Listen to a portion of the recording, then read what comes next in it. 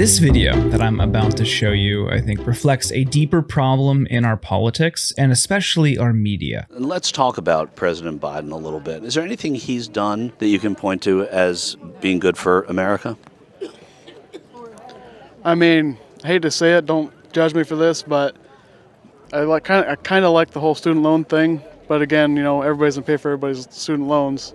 So honestly, no, I can't think of anything that he's done for me, honestly. Here you have somebody who acknowledges that student debt cancellation would benefit him, but he prefaces it with, "Don't judge me." He's been conditioned to think that a policy which he acknowledges would benefit him and other people is bad. And you can assume, based on his hat, where he's at, a Trump rally, and his position, that he's probably in opposition to many social safety net programs or many policies that benefit working Americans. And that's sad. That's honestly sad, because those same types of people who oppose student debt cancellation because of partisan politics also usually oppose things like Medicare for All, which we know would benefit everyone in this country. The reality is the right, and especially the right-wing media ecosystem, has brainwashed millions of people. And sure, there are plenty of purely hateful, spiteful, whatever ism you want to add, people in the MAGA movement, but I think a lot of them are just looking for help. They can't trust the established leaders in Washington, so they turn to Trump, the outsider, someone who promises to be a right-wing populist. Now, I think we know that's not true, and that's not who he is or what he will do, but they're coming to this position out of desperation. And while the solutions are right there, student debt cancellation, Medicare for All, increased wages for workers, these right-wing populists will exploit their very real suffering and then not deliver. And it turns people off and makes them cynical in the long run. But how did we get to that point to begin with? We have to go back to the media ecosystem. There's this big conversation around how liberals need to create a liberal Joe Rogan to compete with the right-wing media ecosystem. I think they're missing the point. When people, if there are such people who say that they need a liberal Joe Rogan, what do you think they actually mean when they say that? Well, I think the short answer is they do need a new Joe Rogan. The question is, what does that look like? And I don't know if you can actually create it. You know, apparently a lot of Republicans were creating some of these podcasters and so on. So now the mainstream media has changed quite a bit. And I don't know if it's so much about who the person is or if there is a person, it's where they're getting their message to and how they're getting it out there. Because obviously, as Joe Rogan himself said, everybody's getting their information from their phone. So where are you going to get that now? You can go on X like I do all the time and you get it from all sides there. But I think for the Democrats, they need to find a way to get their message out to the people that they didn't get it out to. Misha, I see you ready to jump here. I agree with that. I think it's more an understanding of the new ecosystem, where people are getting their media messages from. We know that a lot of it is digital, it's social media. People aren't picking up the newspaper anymore. Did, right? They like TikTok their way through the coconut summer. And yeah, nobody cared about the coconuts. I think that it was a misreading of the electorate, but also a misreading of where people are getting their information. What Democrats have to do is figure out ways in which they can get to the podcast that their people are listening to. That means your younger voters, your people of color voters. They're getting a lot of information from things that are not, unfortunately, shows like ours right now, that are not shows of the competitors either. You have to find a way to break through that. And I think that for Democrats, largely, their investments have been in ad buys and campaigns that are focused on media that the young people, that diverse voter just aren't in anymore. Rogan's allure is because he's authentic and he has these long, unwieldy, 3-hour conversations with heterodox thinkers, people who don't fit in the mainstream and certainly in most cases would not be given mainstream media treatment. That is interesting to a lot of people who are tired of the same old, especially from cable news. And that's why cable news ratings are dropping. You have to fit within a pretty narrow window of opinions or ideas to even be booked on a cable news program. There's no real room for a firebrand progressive, and if they do somehow get on, they probably won't get featured prominently or often. But not having people in place like that shows a deeper misunderstanding on the left and the Democratic Party about how the media operates and really has operated for years. Trump and his team knew there were huge audiences waiting for someone to talk to them, so they used shows like Joe Rogan, Theo Vaughn, and many more to reach those people. And it worked. Now all these Democrats are saying, well, how do we do that? You can't just create somebody overnight like a new Joe Rogan. And you can't also put all of your hope and faith into Pod Save America. What makes shows like Joe Rogan popular is they aren't beholden to a party. Of course, Rogan endorsed Bernie in 2020, which was met with a swift rebuke from the Democratic establishment. They said it was because of things that Rogan had said in his past, and therefore that somehow is an indictment of Bernie. But really, it underscores they've known about this problem all along. They condemned Bernie because they knew Rogan was influential, that he could potentially sway the outcome of the primary. So of course, Bernie had to reject the endorsement and distance himself from Rogan. Bernie, of course, then goes on to lose the primary. We all know what happens next. And here we are 4 years later wondering, wow, how is Joe Rogan so popular? I think Democrats need to find a message first.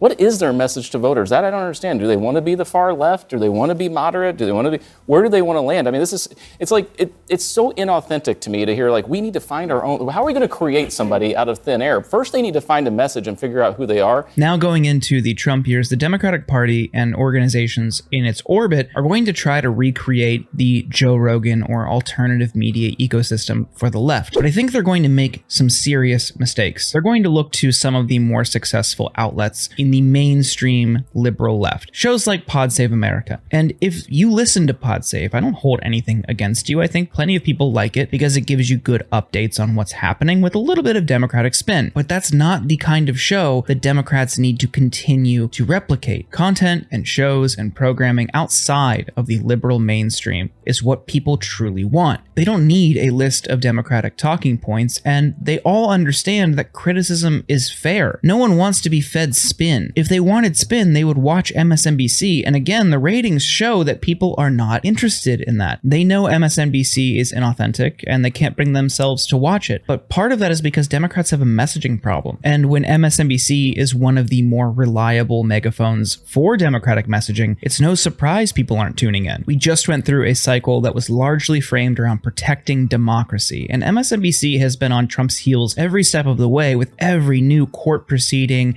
and threat to democracy and grand existential threat to our system. It didn't resonate with voters, and we saw that. If Democrats really want to create the next Joe Rogan, it's not about finding a new personality or a show to lift up or create. It's about engaging with people who already have audiences, even if it's not the typical safe messenger you would typically go to for a press release. As a result, people would be more informed. You'd beat back some of the growing right-wing narratives that are spreading in alternative media. And when you couple that with strong economic messaging that you will deliver on, I hope, we'd all be better off. Hello everybody, David Schuster here. There are new calls for the Democratic Party to make some dramatic changes. What started after the November election losses as a trickle of frustrations has become a fire hose. And now one of America's most powerful union bosses, Teamsters President Sean O'Brien, is calling for an immediate and sweeping shakeup in Democratic Party leadership. They've got a lot of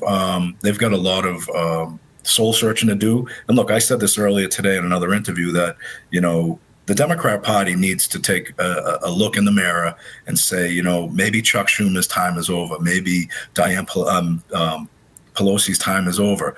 Let's figure out who's going to be the best for the party. And look, as an organization, we're always looking at how do we leave this organization better than we found it.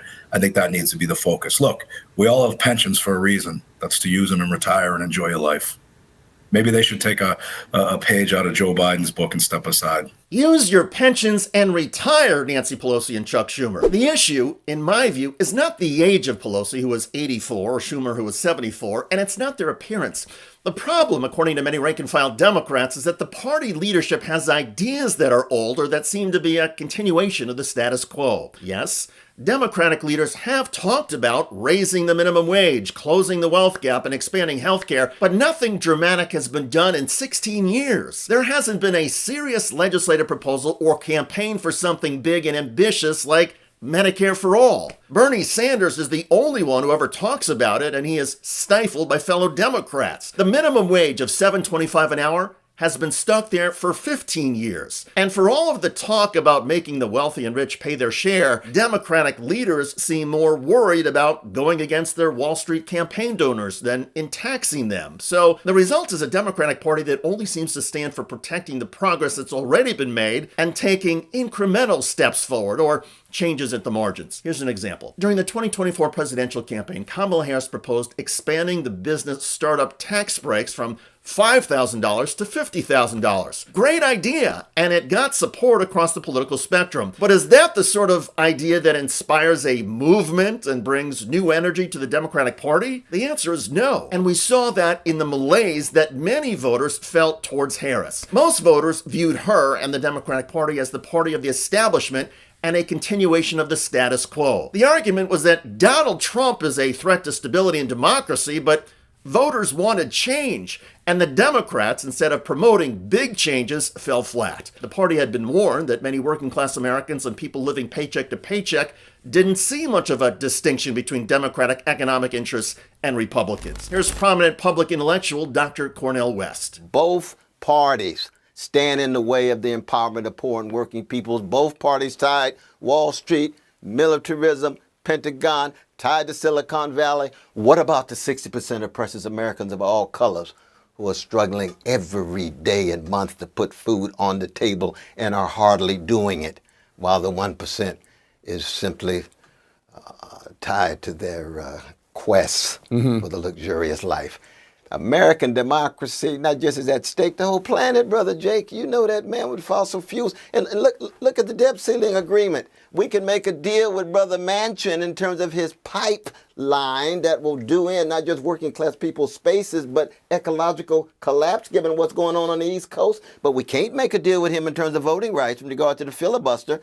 That's Brother Biden. We need something better. Where's the best of the country? The best of the country for many of us is when the United States takes on big, ambitious things. Things that seem impossible. Invading the beaches of Normandy and freeing an entire continent from tyranny. Putting a man on the moon. Curing diseases. Cultivating the world's greatest economy, finding and eliminating the planet's most notorious terrorists. America's biggest achievements are second to none, but the Democratic Party currently seems to stand for doing new things that are relatively small. And so, American voters, for the most part, have been left uninspired and are willing to take a chance on the huge changes that Donald Trump has promised. The answer gets to something that we heard from both Dr. Cornel West and from Teamsters President Sean O'Brien. Democrats need to retire the status quo leadership in the party, elevate younger, more dynamic voices, and promote the progressive legislative agenda big time. At a time when Americans across the political spectrum agree that our for-profit healthcare system is despicable and that the anger of an assassin is understandable, Democrats should be leading the calls for dramatic health insurance change. Democrats should put Medicare for all on the table. Don't just give Bernie Sanders a platform. Make Medicare for all a pillar